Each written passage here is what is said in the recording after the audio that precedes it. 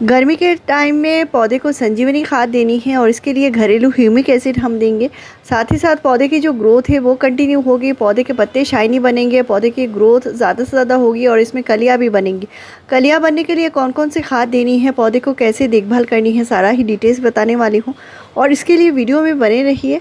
ऐसे super powerful खाद के बारे में बताऊंगी। प्लांट में भर भर के कलियाँ भी बनेंगी और ये बिल्कुल ठंडी खाद है और इस तरह मेरे पौधे बहुत ही ज़्यादा हेल्दी हैं और मैं इनको ऑर्गेनिक खाद ही देती हूँ, क्योंकि ऑर्गेनिक खाद से क्या होता है, मिट्टी हमेशा उपजाऊ बनी रहती है और जो हम खाद पौधे में डालते हैं अगर वो डिकम्पोज हुआ अच्छे से ना हो तो वो पौधे को नुकसान भी करती है। डिकम्पोज करने के लिए क्या क्या करना पड़ता है, पौधे की अगर आयरन की कमी होती है या मैग्नीशियम की कमी होती है तब भी पौधे के जो पत्ते हैं वो भी लाइट ग्रीन कलर के होने लगते हैं। और अगर पौधे में नाइट्रोजन की कमी है तो पौधे की ग्रोथ भी रुक जाएगी, पौधे के जो पत्ते हैं वो भी लाइट ग्रीन कलर के आएंगे, पौधे के पत्ते छोटे हो जाएंगे। तो इसके लिए क्या क्या काम करनी है, कौन सी खाद डालनी है, साथ ही साथ अच्छे से अच्छा इस तरह कलियाँ लेने के लिए पौधे में कौन सा न्यूट्रिशन होना ज़रूरी है वो भी मैं आगे शेयर करूँगी। तो मेरे गुड़हल के पौधे में कंटिन्यू फ्लावरिंग होती है, लेकिन ये जो पौधा है मैंने इसको बालकनी पर रखा है और इसको सुबह की धूप लगती है, 3-4 घंटे की धूप लगती है, उतना ही काफ़ी है। ये हाइब्रिड गुड़हल होते हैं, इनको पूरे दिन के धूप में नहीं रखना है। और बहुत ज़्यादा गर्मी की वजह से हमें जिस तरह डिहाइड्रेशन होता है, हमें जिस तरह ग्लूकोज चाहिए तो पौधे को भी इस तरह के न्यूट्रिशन चाहिए, तभी जाके पौधे हेल्दी बने रहते हैं। और अभी जिस खाद के बारे में बताऊंगी वो पौधे की ग्रोथ कंटिन्यू करेगा। तो आपके पौधे को पूरे दिन के धूप अभी नहीं रखना है, आप पौधे को सेमी शेड में रख सकते हैं या किसी भी बड़े जो प्लांट है उसके नीचे आप इनको रख सकते हैं। और पौधे को पूरे दिन के धूप में नहीं रखना है, साथ ही साथ इसकी जो मिट्टी है उसको हल्के मॉइस्चर मेंटेन रखना है।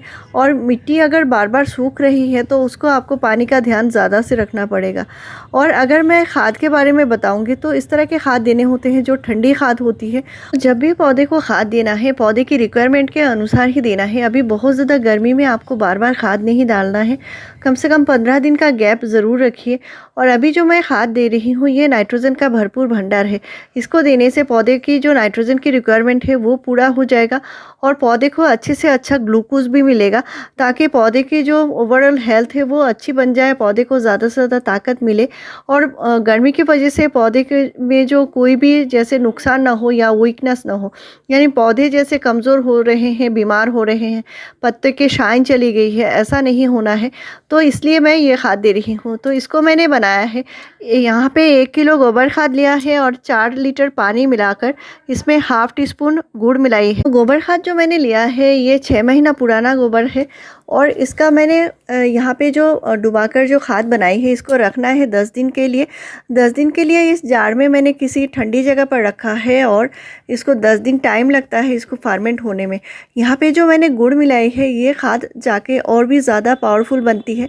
साथ ही साथ पौधे के जो पत्ते हैं वो भी शाइनी बनते हैं, पौधे में जो भी आप न्यूट्रिशन डालेंगे वो मिट्टी में जाके बहुत ही अच्छे से वो डिकम्पोज होंगे। और गुड़ देने से फार्मेंट बहुत अच्छे से हो जाती है, जल्दी से होती है। तो इसके लिए मैंने गोबर खाद का ठंडी खाद बनाई है और इसको टी कंपोस्ट भी बोला जाता है, यानी कंपोस्ट टी भी बोलते हैं। और इसको आप अभी दे सकते हैं, गर्मी में भी दे सकते हैं, लेकिन दोपहर की तेज़ गर्मी में नहीं देना है, आपको शाम के टाइम ही देना है। साथ ही साथ मिट्टी की बहुत ज़्यादा गुड़ाई नहीं करनी है, गुड़ाई करने से इसके जो जड़ें हैं वो कट जाएंगी और इसे पौधे जो है वो गर्मी की वजह से और भी ज़्यादा शौक में आएंगी।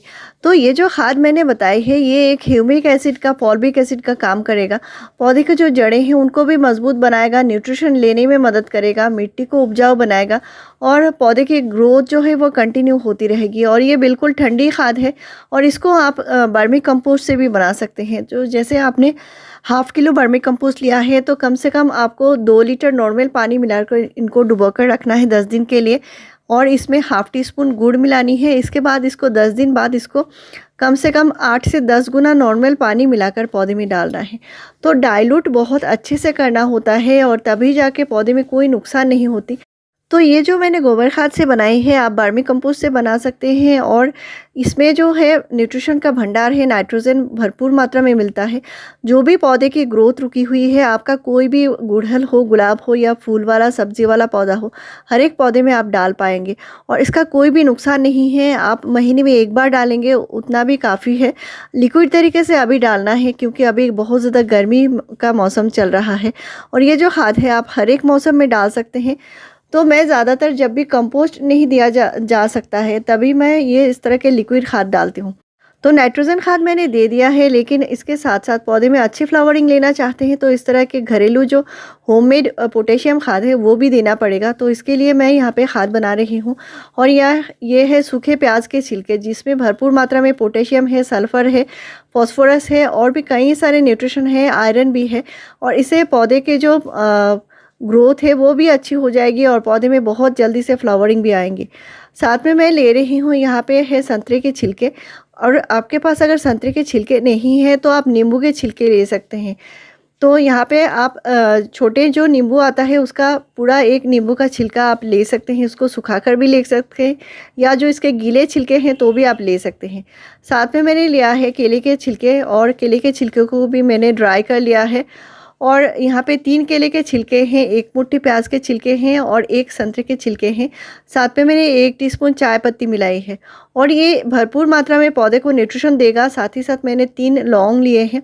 जो मिट्टी में अगर कीड़े मकोड़े चल रहे हैं, या अक्सर होता है पौधे में कलियाँ बनती है लेकिन वो गिर जाती हैं, अक्सर मिट्टी में कीड़े मकोड़े चलते हैं और इसी वजह से ये कीड़े मकोड़े पौधे के जो कलियाँ बनती है उनको जाकर ख़राब कर देती है और वो कलियाँ भी गिरने लगती है। तो ये जो खाद मैंने बनाई है इससे पौधे में भरपूर मात्रा में कलियाँ भी बनेंगी और एक भी जो कली है वो ख़राब नहीं होगा। तो इस खाद से पौधे को पूरा न्यूट्रिशन मिलेगा, साथ ही साथ पौधे को ऐसे बहुत सारे न्यूट्रिशन मिलेंगे जो फ्लावरिंग लेने के लिए बहुत ज़्यादा ज़रूरी है। तो आपको सिर्फ नाइट्रोजन खाद नहीं देने हैं, पौधे को हर एक प्रकार के न्यूट्रिशन चाहिए। और इस तरह ऑर्गेनिक खाद के ऊपर मेरे चैनल पर आपको 580 से ज़्यादा वीडियोज़ मिल जाएंगी। आपके पौधे में ग्रोथ भी कंटिन्यू होगी और फ्लावरिंग भी कंटिन्यू होगी, और इसके लिए आपको बाज़ार से कोई भी महंगी खाद लाने की ज़रूरत नहीं है। तो ये खाद मैंने बनाई है, यहाँ पे 1 लीटर पानी डाला है। केले के छिलके में भरपूर मात्रा में पोटेशियम होता है। साथ ही साथ मैंने जो चाय पत्ती दिया है इसमें भरपूर मात्रा में नाइट्रोजन, फॉस्फोरस, पोटेशियम होता है, और चाय पत्ती प्लांट में फ्लावरिंग लाने के लिए बहुत ही ज़्यादा ज़रूरी है। तो ये जो खाद मैंने पहले से ही बनाकर रख दिया है, इसको बनने के लिए कम से कम 24 घंटे टाइम चाहिए। यानी एक दिन आपको इस तरह खाद को पानी डालकर रखना पड़ेगा और 24 घंटे बाद ये खाद बनकर रेडी हो जाती है। तो इसको जो डाइल्यूट करना है, अगर आप 1 लीटर खाद बनाते हैं तो कम से कम 4 लीटर नॉर्मल पानी मिलाकर पौधे में दें।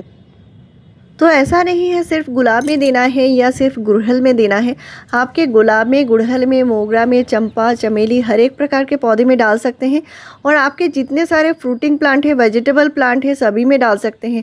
इसका कोई भी नुकसान नहीं है और आप साल भर इस तरह पौधे में अच्छे से अच्छा फ्लावरिंग भी ले पाएंगे।